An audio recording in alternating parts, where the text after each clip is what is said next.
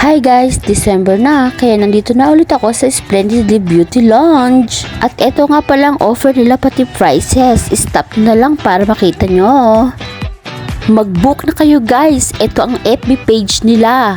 Sulit guys, hindi siya mahal pero legit na legit, super sulit yung gawa talaga guys. Fast forward guys, mukha akong luka-luka pero excited ako sa kakalabasan ng aking new color. Shoutout nga pala kay ate na halos makatulog ako habang binabanlawan yung buhok ko. Alam nyo ba, bihira lang sa isang salon yung tutok sa buhok nyo guys. Pero kapag dito kayo nagpagawa guys, 100% bantay sarado yung mga buhok nyo.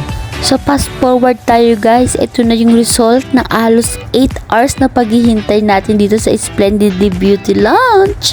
Nung nakita ko yung result niya, wala akong ibang masabi kundi ang ganda. Hindi talaga ako binigo ni ate, kaya ano pa hinihintay nyo, mag-book na din kayo para gumanda na din yung buhok nyo. Abay, minsan lang to sa isang taon, kaya huwag kayo maghinayang.